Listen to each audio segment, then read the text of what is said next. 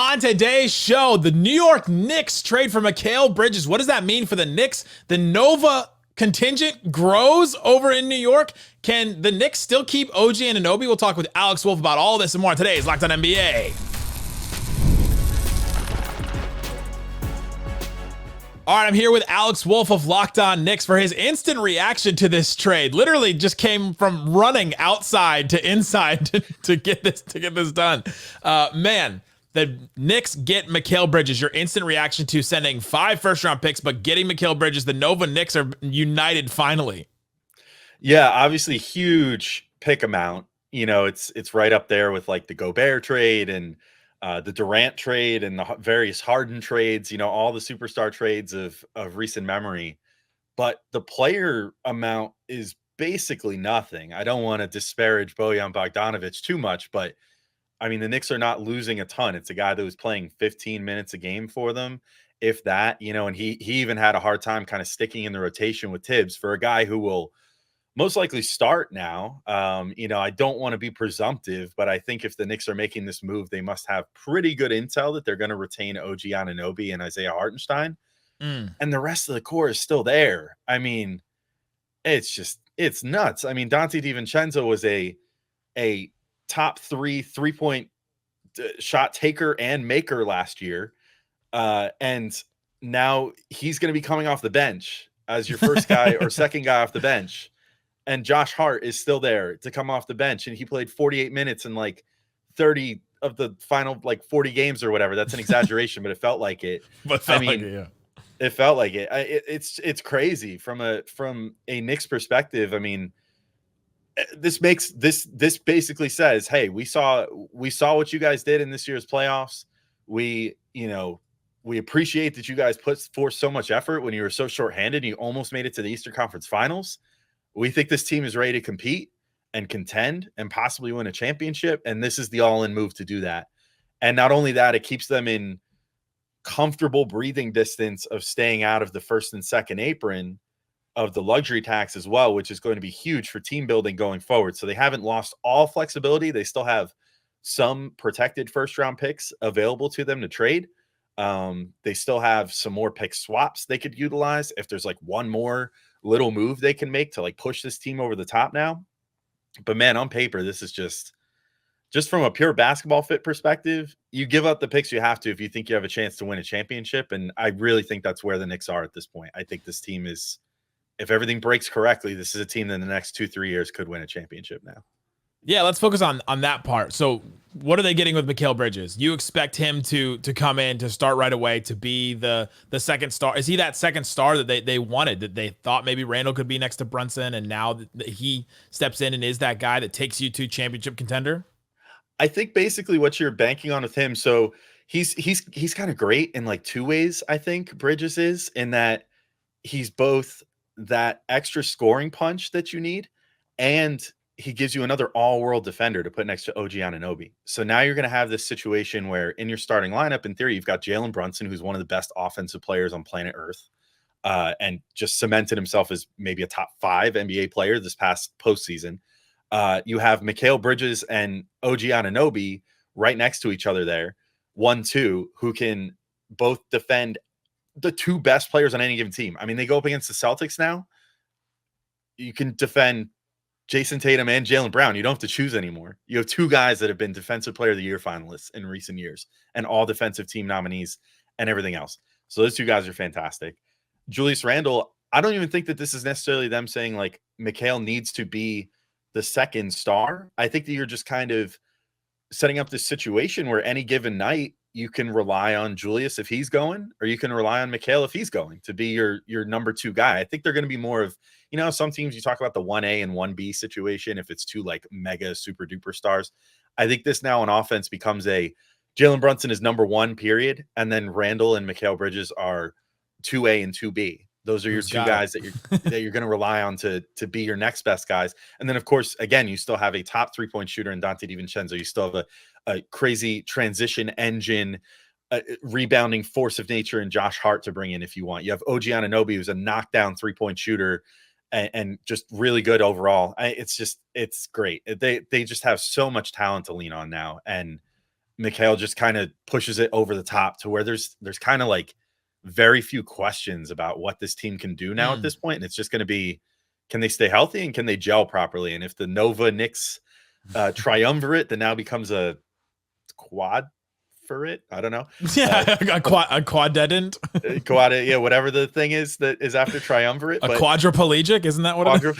No, not that. Please don't wish that on me. Not after this. Tibbs will play him enough minutes. Not after this playoffs. Don't wish that on me. But like, you know, now you have these four guys that all play college ball together, that all know each other so well, that are literal best friends off the basketball court, that know each other better than anyone, that are going to be at the core of everything you're doing. It's just it's a great time to be a Knicks fan. I'll tell you what. You're wearing the Nova York shirt right now in the Knicks colors and all that. What's so important, and explain for people that may have not been on the inside of this Knicks thing, how important that is, and like why they're bringing these guys together from Villanova. It's hard to like quantify, right? Like you almost feel corny. It's like some like Captain Planet crap. You know what I mean? Like it's the power. They have of rings. friendship. They have rings. They put it all together. Yeah, I don't get it. Like the power of friendship brings them together. You know what I mean? I don't know. Like I don't know what exactly it is, but there's just, you can tell when Jalen Brunson, Josh Hart, and Donte DiVincenzo shared the floor this year, there's just a deeper understanding between them of knowing exactly what the other is going to do and knowing that like they spend every waking moment with each other off the court. You know what I mean? Like when they're on the road, it's just constantly them posting pictures and videos and, you know, of them clowning around with each other.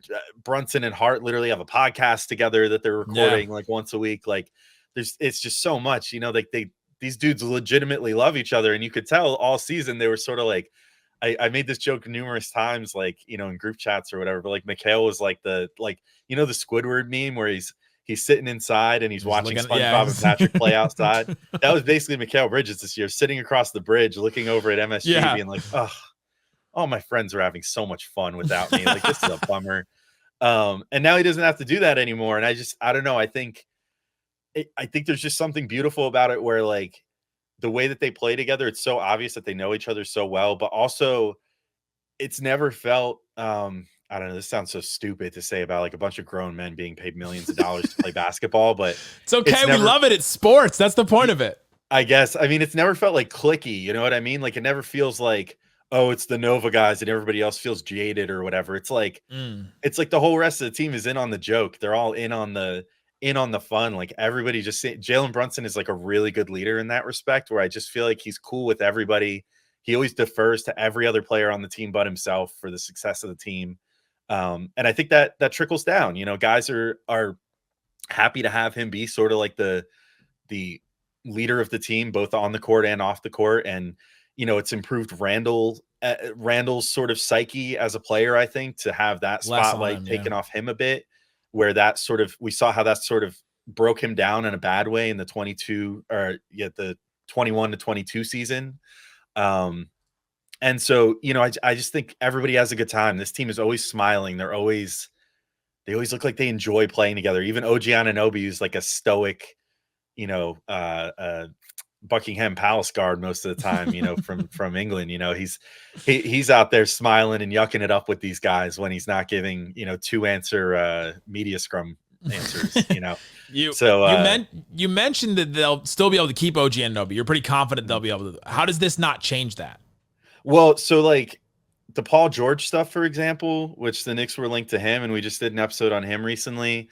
That had heavy luxury tax implications and stuff. Yeah. So like that was an issue. Like he's going to be making $50 million if he opted in.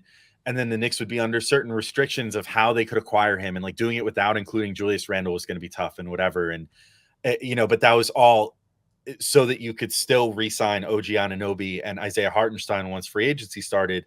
They basically have no, like, I'm still more, I guess, technically worried about Hartenstein than I ever will be about Anunoby, because the reality is the only thing that holds them back from signing OG Anunoby now, then, forever is just if he reaches a price point from some other team that they're not willing to match. But they have full ability with his bird rights to match him up to literally any dollar amount up to the max that they want, as long as he's willing to sign with them, of course, which I think he would be a fool not to. I mean, it's a great fit for him. They had great success with him and everything. And now, of course, the situation gets even better.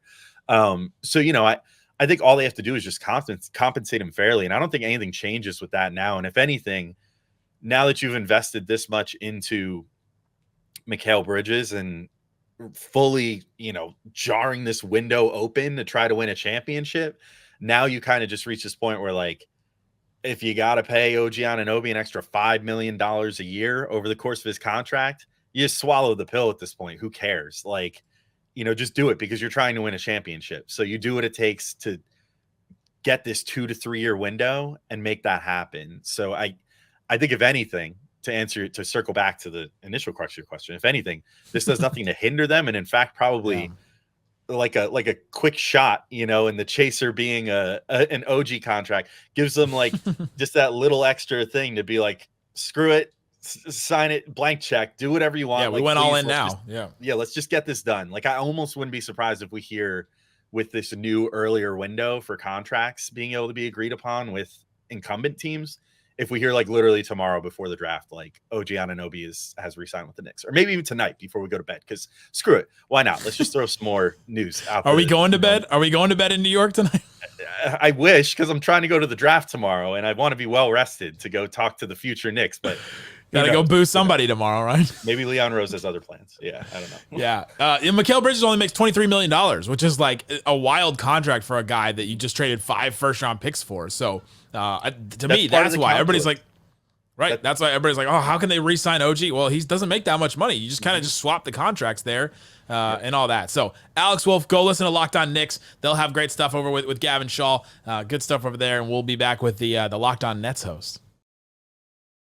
Today's bonus episode is brought to you by eBay Motors. Passion, drive, patience, the formula for winning championships. It's also what keeps your ride or die alive. eBay Motors has everything you need to maintain your vehicle, level it up to peak performance. Things like superchargers, roof racks, exhaust kits, LED headlights, and more. Whether you're into speed, power, or style for your car, eBay Motors has you covered. With over 122 million different parts to choose from for your number one ride or die, you'll always find exactly what you're looking for. And with eBay Guaranteed Fit, you know that part is going to fit your car the first time, every time, or your money back. Because with eBay Motors, you're burning rubber and not cash. With the parts you need, the prices you want, it's easy to make your car the MVP and bring home huge wins. Keep your ride or die alive at ebaymotors.com. Eligible items only. Exclusions apply. eBay Guaranteed Fit only available to U.S. customers. You are Locked On NBA, your daily NBA podcast. Part of the Locked On Podcast Network, your team every day.